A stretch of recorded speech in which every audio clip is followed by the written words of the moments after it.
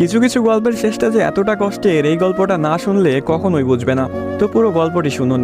একটি 19 বছর বয়সী মেয়ে তার প্রেমিকের কাছে গিয়ে বলে, আমার 20তম জন্মদিনে তুমি আমাকে কি উপহার দিবে? ছেলেটি মুচকি হেসে বলল, এখনো তো অনেক সময় আছে, আর সময় হলে তুমি তোমার জন্মদিনের উপহার পেয়ে যাবে। বেশ কিছুদিন যাওয়ার পর একদিন হঠাৎ করে এই মেয়েটি অজ্ঞান হয়ে যায়। বাসার সবাই বেশ অস্থির হয়ে যায়, কিছুই বুঝে উঠতে পারছিল না কেউ কি হয়েছে মেয়েটার। তারপর সবাই মিলে তাকে হাসপাতালে নিয়ে গেল। হাসপাতালের ডাক্তার অনেক পরীক্ষা নিরীক্ষা করার পর তার পরিবারকে জানালো, সাদিয়ার হার্টে একটা ছিদ্র ধরা পড়েছে। এখন যদি খুব তাড়াতাড়ি হার্ট পরিবর্তন না করা হয়, তাহলে হয়তো সাদিয়াকে আর বাঁচানো সম্ভব হবে না। সবাই এই কথাটি শুনে কান্নায় ভেঙে পড়ল। সাদিয়ার মা বাবা কিছুতেই মেনে নিতে পারছিল না। সাদিয়ার প্রেমিক সাকিব তার বিষয়ে ডাক্তারের কাছ থেকে সবকিছু শুনে বলল, এ কিছুতেই হতে দিবে না সে।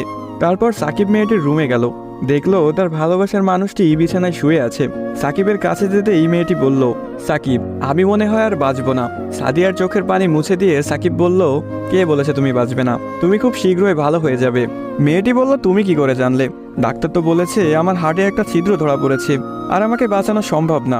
ধুর পাগলি, তোমার কিছুই হবে না, দেখো তুমি ভালো হয়ে যাবে। এভাবেই বেশ কিছুদিন যাওয়ার পর সাদিয়া সম্পূর্ণ সুস্থ হয়ে যায় এবং বাসায় ফিরে যায়। বাড়িতে ফিরে এসে সাকিবকে খুঁজতে থাকে, না পেয়ে সাকিবের বাড়ি চলে যায়। সাকিবের বাড়িতে কেউ নেই। অবশেষে সাকিবের ছোট বোনের দেখা পেল সাদিয়া। কিরে, তোমার ভাই কোথায়?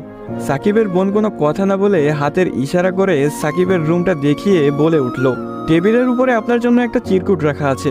সাদিয়া কথাটি শুনে রুমে গিয়ে চিরকুট হাতে নিয়ে পড়তে শুরু করলো। প্রিয়তমা, আমি জানি যেদিন তুমি এই চিরকুটটি হাতে পাবে সেদিন তুমি সম্পূর্ণ সুস্থ হয়ে যাবে, সবকিছু ঠিক হয়ে যাবে আগের মতো, যেমনটা আমি তোমাকে বলেছিলাম। আমি বলেছিলাম না কিছু হবে না, দেখছো তাই হয়েছে। তুমি আমার কাছে 20তম জন্মদিনের উপহার চেয়েছিলে না? অনেক ভেবেছি, কিন্তু তোমাকে কি উপহার দিব ভেবে পাচ্ছিলাম না।